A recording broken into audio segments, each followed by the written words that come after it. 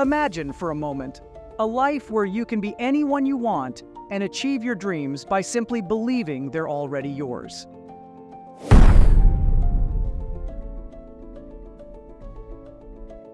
Once upon a time, there was a young man named Alex who found himself caught in the relentless grip of unemployment. Day after day, he struggled to find a job that could provide stability and ease his worries about the future.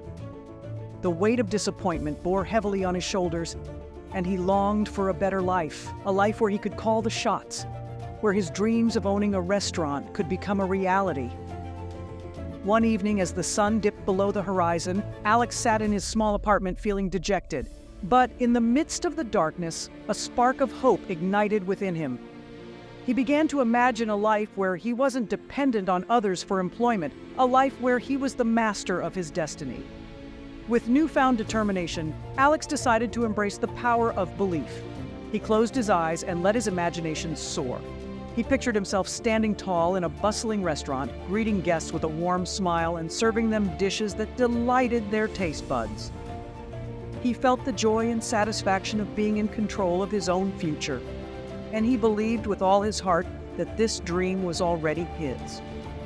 The very next day, as if the universe had heard his fervent wishes, Alex received an unexpected call from his uncle, a coffee shop owner who had watched Alex struggle with unemployment. His uncle shared heartbreaking news that he was facing health issues and could no longer manage the coffee shop. With a heavy heart, he asked Alex if he would be willing to run his coffee shop for a little while. As the word sank in, Alex's heart raced with a mixture of emotions. This was the opportunity he had envisioned, an opening to transform his life. He thanked his uncle for the chance and eagerly accepted the responsibility.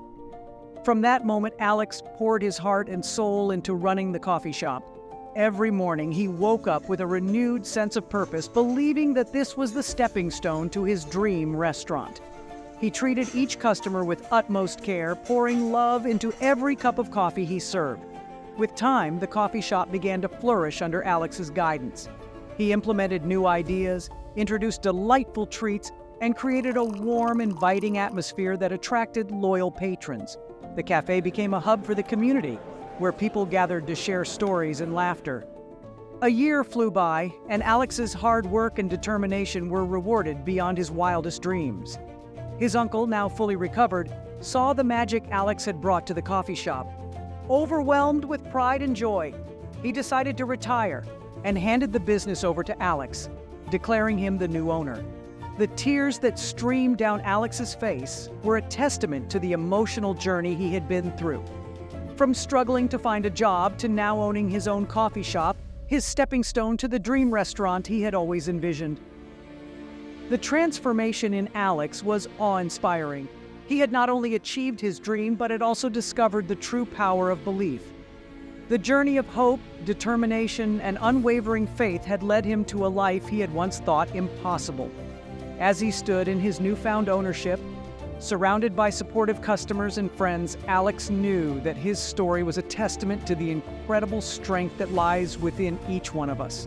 With a heart full of gratitude, he promised to never stop believing in the power of dreams and the magic that happens when you hold on to them with all your heart. It is yours to dream big. What gives life meaning? I'm often asked this. As we age, I think we consider this question more. Many ask why we're here, why bother, why try to achieve something you can't? Despite its many interpretations, I think you should find your own. Let's discuss the mind's power and how it affects our emotions and perceptions. I think these things hold secrets or answer confusing questions. Many of us have questions, few will. Asking these questions leads to answers. Neville Goddard has repeatedly mentioned this. He said we can use our inner speech and mind or imagination to use our speech and mind gifts. We can also choose which truths to know. Neville said something hilarious. He said, I like to think about only one thing at a time. I may ponder many things. Instead of many small things, think of something big enough to include them all. Ignore money, health, and friends. Think happy. Happy and sad can't coexist. You can't be happy and then be fired. Happiness required love and friendship. What's your opinion? Were you happy without knowing what made you happy? Reduce happiness to one feeling. Great, right? Don't ask a rational mind why. If it does, it will lose the feeling and look for clear reasons. Repeat, isn't it great? Stop deciding what's great. Catch the one feeling of how amazing it all is, and things will happen to prove it. I promise it will include everything. Start with big goals. You started with big ideas? From my own experience, this happened gradually. Thus, discovering who we are involves setting and achieving goals. These are just our names. Goals, goals. When we set something that challenges, excites, or thrills us, we feel an overwhelming sense of happiness and happy energy about the trip we're about to take. He's telling you to notice, nurture, and sustain this feeling. Other matters will resolve themselves. From my perspective, that's part of why we're all here. I think the two's conscious use of speech makes, or as we're learning from the Neville Goddard talks, reality is complete to show us what we want if we commit to it and go through the realization process. It's intriguing that the word was used differently. Ecstatic people feel transcendent, mystical transcendence. Joseph Murphy said, "You might not be able to see your wishes come true with your own eyes. God made the world this way, even if your eyes and mind don't believe it. Dear child, be like Him by staying true to the secret truth in your mind until it becomes clear in your world. That proves God's law. This shows it was well thought out. Quickly examine this." He says good kids can copy Him. Thus, children don't have this kind of limiting programming in their heads. This training prevents people from pursuing their goals. Alternatively, elation. Watch a kid. They spontaneously do what they want. It's self-discovery. It teaches us about the world. It's crucial to keep kids learning. Even if they do things that don't make sense, we should understand their perspective and learn from them, because we can all benefit from being more like children instead of sleeping. I think children are awake, and letting the programming put us on a reflexive autopilot would be like falling asleep in it. We can relate to this material and want to act like kids for whatever reason. We want our youth back. Ecstatic makes me feel young. He's suggesting that you cultivate childlike curiosity, which is linked to intuition because curious children learn. We want to promote childlike speech. It was fun, helpful, and happy. Autosuggestion is a way to get rid of the programming I've been connecting with. Thought patterns, views, and ideas that children can pick up. Language changes even if they can't explain it. Our ability to discuss things as we travel, even without that, they can tell. They value happiness and know what makes them sad. To get here, we need to value goals and standards and remember that each patient is different and needs to know this. I want you to find your own meanings and spiritually connect with the infinite world inside you. I still do this by choosing any goal, committing to it, and making it happen. Both known and unknown methods work. If I reacted or made things harder than necessary, which didn't happen often, I changed how I was designed and reached my goal. The goal was achieved without code changes. I knew changing that code was important to me because changing that training helps me flow and support joy. We can learn from kids' cooperation. Pick a goal and finish it. You cleanse your mind. Both big and small goals matter. As we learn more about creation, recreation, magic, and everything else, we realize these are our ideas. That's okay, because when we say, I want to do something big, or I want to reach this big goal, we feel happy and excited. I've maintained my flow for years by prioritizing happiness. I knew exactly what I wanted when I looked at several places to rent for a year. The list wasn't long. I needed reassurance.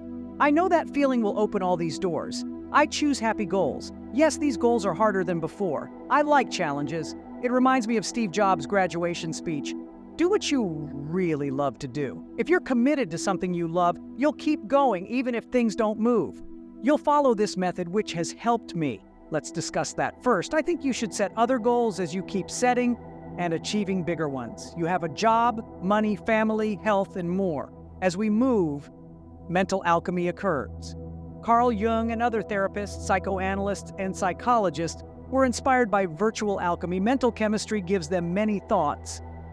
The Kolb learning cycle also says this: goals teach us about reality. As we travel, we reflect and write about ourselves. Our experiences inform our conclusions. This is called abstract thinking. Next, we try to find a common ground for our different but similar views. Kolb Learning Loop discusses this. Let's discuss how this relates to ecstasy. See, we want to be excited about both the destination and the journey to get there so we can feel excited the whole time and think about all the things that will make us happy at the destination. When I'm excited, I think about energy-related things. So concrete experience could be choosing a goal or a bigger goal. Choosing goals that work well with other parts of your life, doing something you don't usually do or doing the same thing you usually do in a different way, like deciding where to go on a trip if that sounds fun. You can also ask yourself and find out, because I always get that answer. Another way works too. Change your daily routine. Change your ways. Exercise differently. Try park calisthenics instead of a gym. Change your ways. These events let you reflect on your training. That's your second life reflection. Ask these questions. Learned what? What did you learn about yourself, what you do, and how you handle people, situations, environments, and information? You discovered yourself how? We may proceed. You discovered your learning style how? I like learning and learning how to learn. The Cole learning loop is a learning model. Teaching and learning are numerous. I've used these methods to grow as a person. You discovered your learning style how? We subconsciously alter our self-image model. We decide next. Here's our next move. Here's what we'll do and think about. We'll solve it this way. We're combining different and similar perspectives. Divergent, there are a million ways to look at what happened to make you feel that way. I consider many angles and options, but pick and remember the ones that feel right. Thus, convergence occurs when dissimilar ideas merge. We continue our lives, try new things every day, or do that thing again. If you succeed, set a higher goal. Thoughts and hunches will appear. As I set higher business and life goals, happiness drove me to find a place. I found the place I wanted because I didn't settle for less. Walking in felt like coming home. It was everything. Try anything and follow your dream. After achieving your first goal, set another. Continue and set higher goals. You'll get used to it. So you'll become autotelic or in flow and understand why purpose, goal, and destiny matter to you. It'll work out if you follow it. Realize that what you really wants you back because the outside world reflects your inner self. Thank you so much for watching, and don't forget to subscribe if you found value in this video.